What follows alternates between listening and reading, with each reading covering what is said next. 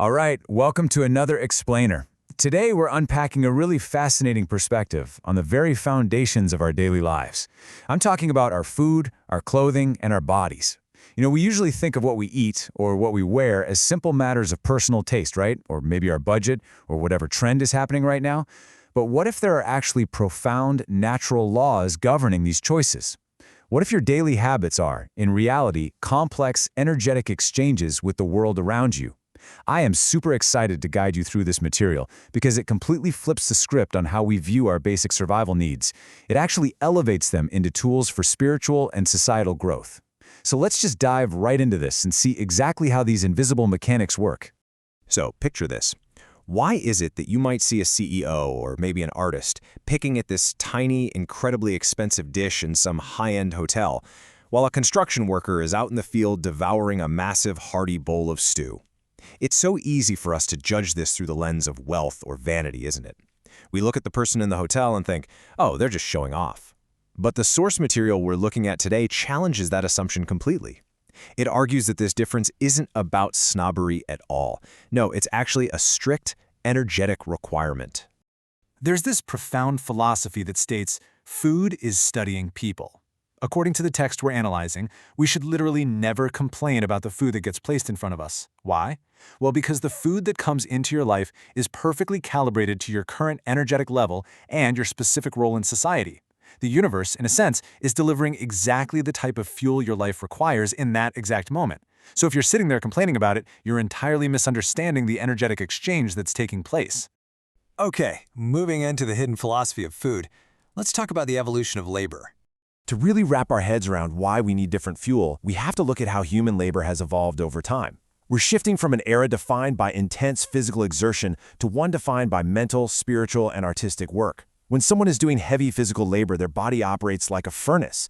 They need huge quantities of food, and honestly, the specific type doesn't matter all that much. Because they're exerting so much physical energy, their digestion is incredibly strong. They can process heavy meals without getting sick. But for a mental or artistic worker, someone sitting at a desk all day, the mechanics change completely. Their stomach isn't doing that same physical churning. If they eat a massive heavy meal, it just sits there like a rock. They can't process it, and it literally leads to illness. They require low-quantity, highly sensitive, high-density nutrition. Let's ground this with a couple of historical examples.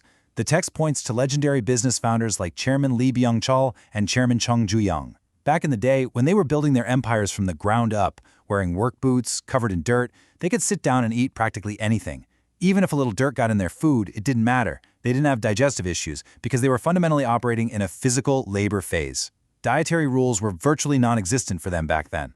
But society's quality has shifted. We're increasingly doing intellectual, spiritual, and administrative work today. So the crucial takeaway here is that our diet simply has to follow suit. It has to shift from pure volume to high-density nutrition. Going back to our earlier example, that executive eating the small, expensive hotel meal, they aren't doing it to flex their bank account. Their brain is burning a massive amount of energy, but their body isn't physically moving. If they had a giant bowl of heavy food, their system would basically shut down and they get sick. They fundamentally need high-quality, dense nutrition in small packages to sustain their specific type of brain work. And this brings us to a really empowering point. You do not need to artificially chase after expensive, high-end food. The source advises, increase your quality of life, and the high-quality food will naturally find its way to you. It's that simple. If you elevate your mind, improve your skills, take on higher-level work, your whole environment is going to shift. You'll find yourself invited to the right tables, and the exact right sustenance for your new energetic level will just naturally be provided for you. You elevate your life, and the food follows. All right, let's pivot to the true purpose of clothing and how it acts as an energy exchange. So, if food is an internal requirement, clothing is an external tool. Think about it. In the past, when most of us were physical laborers out in the fields, dressing up just wasn't necessary. You weren't presenting yourself to the broader world to make intellectual connections. But modern society, it's entirely built on networking, trust, and communication. We are required to present ourselves outward. Dressing well isn't really about you anymore. It's about showing respect to the person you're meeting so that you can actually connect with them on a meaningful level. I absolutely love how structured this philosophy is. The text lays out a very specific 3-step social dynamic for how we should use clothing. Step 1, For a first meeting, you've got to dress impeccably. Why? To visually show respect and lower the other person's defenses. Step 2, once you're sitting together, you exchange high-quality words. This is where the real magic happens. The mass and volume of your words build a literal bridge of trust. Step 3, because you've established that energetic bond through your conversation, in future meetings, you can actually dress much more comfortably. That initial visual respect has been successfully replaced by genuine, energetic trust. But wait, here is the critical warning. Let's say you dress absolutely perfectly for that first meeting, but then you just sit there silently. You don't speak up, you don't share any ideas, you fail to exchange any good energy. Well, if you show up to the second meeting dressed comfortably thinking, hey, we're friends now, it will completely ruin the relationship. The other person's going to feel totally disrespected.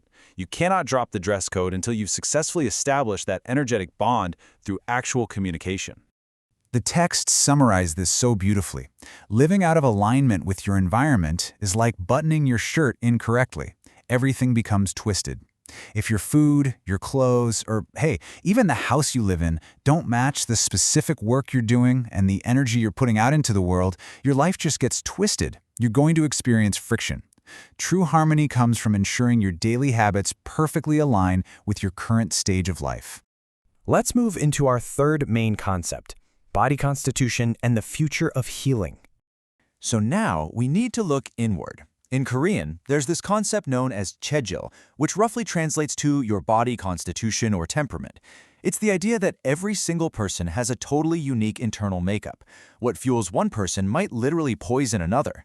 As we discussed earlier, when we were pure physical laborers, chejil didn't matter as much. But now that we're highly sensitive mental workers, understanding our specific chejil, our unique dietary, energetic, and environmental needs is absolutely non-negotiable for our health.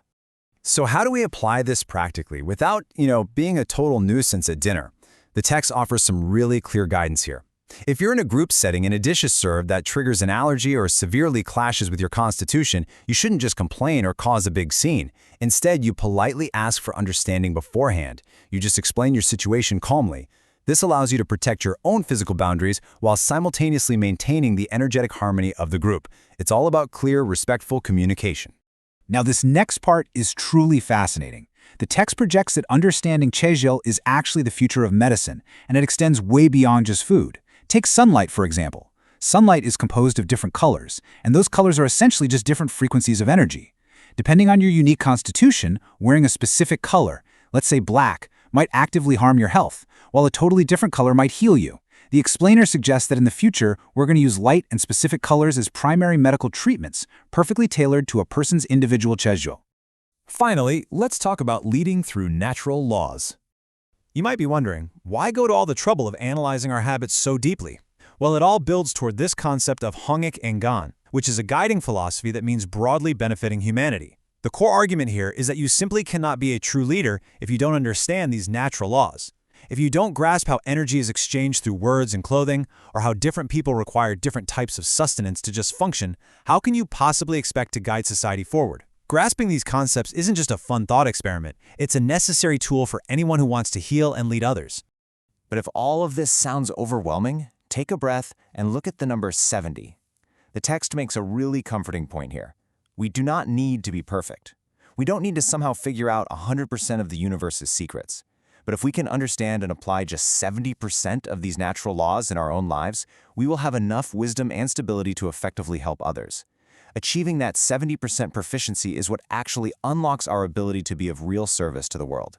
Which brings us to our final question for you to ponder today. Take a look at your own life. Are your daily habits of eating and dressing merely basic survival routines? Or, armed with this new perspective, can you start to see them as energetic tools, actively harmonizing with your life's true purpose? It's a completely different way to look at the world around you. And I really hope this explainer has sparked a desire to look a little closer at the natural laws guiding your own life. Thank you so much for joining me to explore these ideas, and keep learning.